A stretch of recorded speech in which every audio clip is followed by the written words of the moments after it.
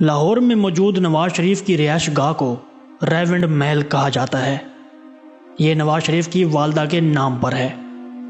ریونڈ محل کا احاطہ 1700 ایکڑ یا 13,600 کنال ہے۔ ملحقہ خریدی گئی زمین بھی شامل کی جائے تو 25,000 کنال سے زائد بنتی ہے۔ یہاں جانے کے لیے ایک خصوصی گیٹ بنایا گیا ہے جس پر نواز شریف کی والدہ بیگم شمیم شریف اور بیٹی مریم نواز کے نام بڑے بڑے حروف میں کندہ کیے گئے ہیں۔ شاہی رہائش گاہ میں 3 باورچی خانے، 3 ڈرائنگ روم، ایک سوئمنگ پول، ایک مچھلی فارم، ایک چھوٹا سا چڑیا گھر اور ایک جھیل شامل ہے۔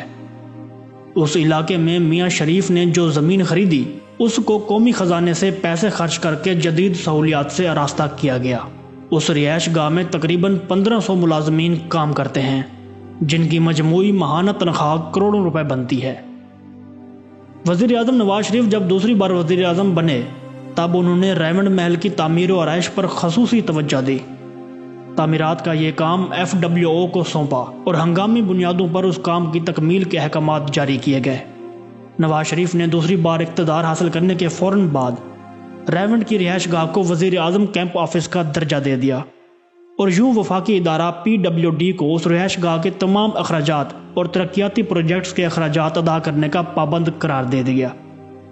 اس حوالے سے برطانیہ کے اخبار سنڈے ٹائمز میں ایک مضمون شائع ہوا تھا جس میں لکھا گیا کہ ریونڈ میں ہزاروں ایکڑ رقبے پر پھیلی ہوئی نواز شریف کی جائیداد ایک ایسے شخص کی جانب سے اپنی دولت کی بے جان نمود و نمائش ہے جو غریبوں کی زندگی بدل دینے کے نظریے کے ساتھ فروری 1997 میں برسر اقتدار آیا تھا۔ ناظرین گرامی، شریف خاندان نے ریونڈ کی زمین 13 کروڑ روپے میں خریدی تھی۔ اس سے قبل 26 جولائی 1992 کو اسلام آباد سے ایک شاہی فرمان جاری ہوا تھا۔ یہ فرمان کمشنر لاہور ڈویژن کے نام تھا۔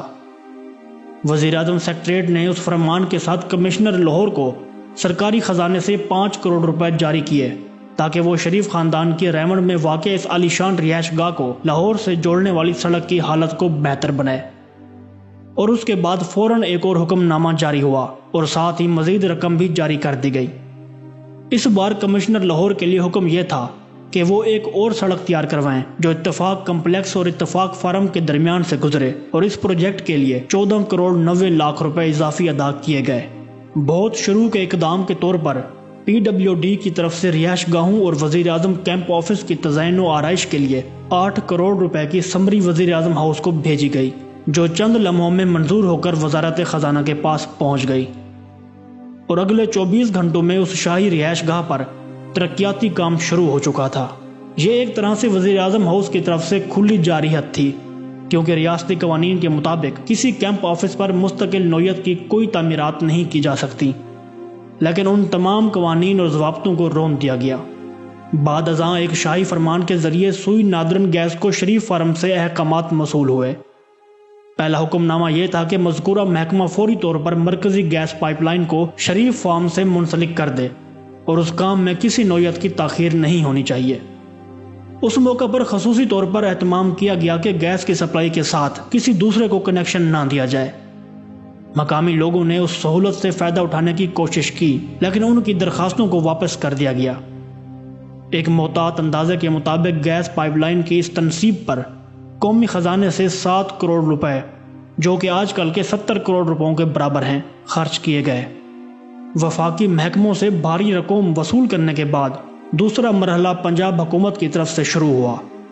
وزیر اعظم کے بھائی میاں شہباز شریف نے ضلع کونسل لاہور کو ایک حکم جاری کیا جس میں کہا گیا تھا کہ ضلع کونسل فوری طور پر 20 فٹ کارپیٹڈ سڑک تیار کروائے جو شریف فارم کے درمیان سے گزرے۔ فوری طور پر بھاری اخراجات کے بعد شہباز شریف کے حکم کی تعمیل کرتے ہوئے ضلع کونسل نے ایک شاندار سڑک تعمیر کرا دی۔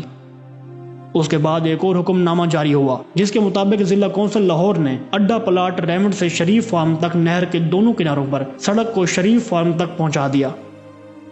ریونڈ فارم پر قومی خزانے کے بے تحاشا اصراف سے صرف فارم کے لیے ترقیاتی کام تو جاری رہا لیکن قریبی دیہات کو یکسر نظر انداز کر دیا گیا۔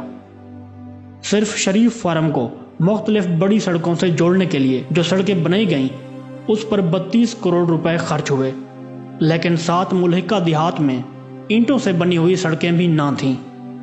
اور غریب کسان کچے راستوں سے اپنی زرعی مصنوعات منڈی تک پہنچانے پر مجبور تھے۔ انہیں شریف فارم کو آنے والی گیس کی مین پائپ لائن سے بھی کنیکشن نہ دیے گئے اور نہ بجلی کے کنیکشن دیے گئے۔ شریف فارم کے ساتھ ہزاروں ایکڑ پر جوبلی ٹاؤن نامی سکیم کا اعلان کیا گیا۔ حالانکہ حکومت پنجاب کے اعلان کردہ جوہر ٹاؤن سکیم اور سبزہ زار سکیم ابھی تک مکمل نہیں ہو سکی تھی، لیکن جوبلی ٹاؤن کا منصوبہ صرف اس لیے بنایا گیا کہ شریف خاندان نے جو زمین بہت کم نرخوں پر خرید کر سرکاری خزانے سے ترقیاتی کام کروا کر قیمتی زمین میں تبدیل کرا لی تھی، اس کو جوبلی ٹاؤن میں شامل کر کے اربوں روپے کمائے جائیں۔ اس عظیم الشان منصوبے کے لیے مجموعی طور پر 80 دیہات کا پانی بند کر دیا گیا، ایک نہر کو اپنے مفاد میں پختہ کرنے کے لیے، جس کے باعث کسانوں کی تیار فصلیں سوکھ گئی تھیں اور ان کے مویشی پانی کو ترس گئے۔